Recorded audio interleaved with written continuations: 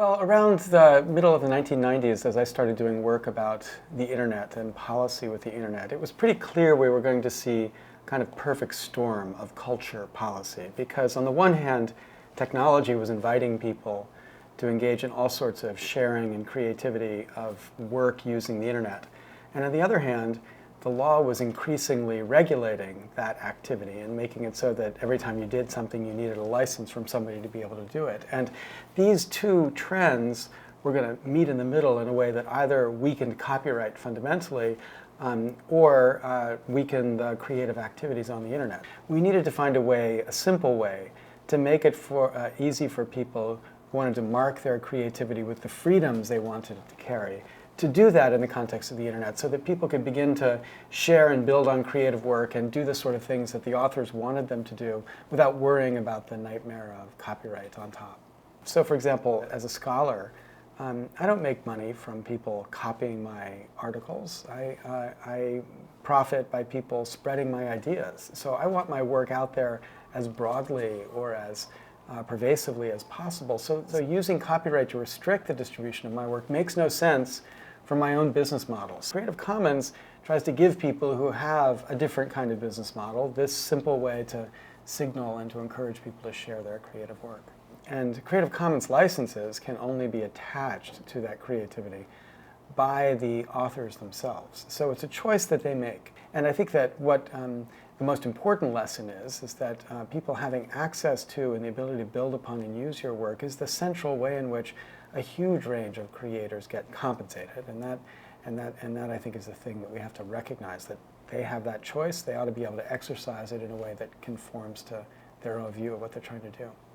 The lobbying by the content industry to change copyright law to, in their view, better protect their interests has continued to grow. And SOPA and PIPA were meant as a culmination of a long campaign that had been waged by the content industry to bring a pretty fundamental shift to the basic way in which copyright on the internet was regulated. Many people walked away from the victory in the SOPA and PIPA and saw it as not just a victory on the substance of that issue, but a recognition of many people of the way that money had corrupted the system. I think that if its ideas come back, it'll come back in a different vessel.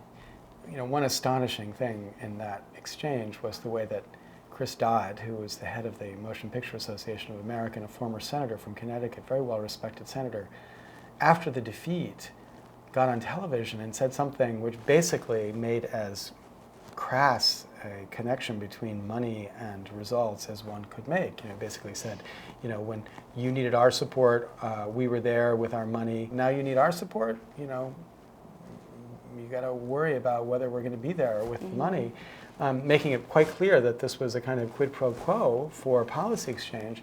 And that was astonishing, both because it was so crass. I mean, certainly that kind of understanding operates, but usually people are not so open about it.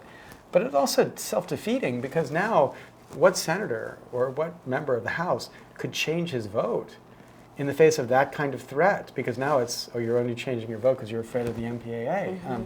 So I think that they really shot themselves in the foot about this particular round, and they're going to have to find a way to move this legislation into something else. I think that the more cases like that we can rally people around, the deeper this recognition is, and there's more then to tap in as we're going forward and trying to find a way to solve this, fix this problem.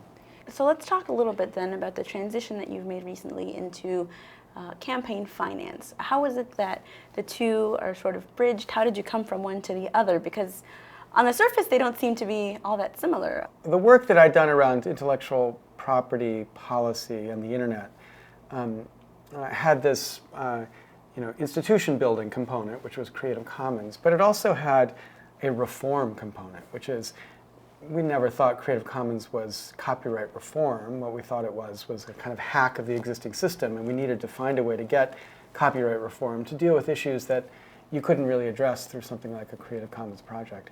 But policymakers, congressmen, didn't even have a clue that there was a change necessary, or even that there was another side to the issue. And that was for the obvious reason that the public domain doesn't have a lobbyist who shows up inside of Washington and channels all sorts of money into into congressional campaigns. And so it began to be obvious, it's not a hard point to recognize, that we weren't going to get any reform about this issue until we began to get reform about the more fundamental issue of influence inside of politics. And not just for esoteric questions like copyright, but for fundamental questions like global warming legislation or healthcare change. All of these were areas where this corruption of the political influencing system makes it impossible to get sensible policy. So this is the issue that I thought I needed to spend some time working on.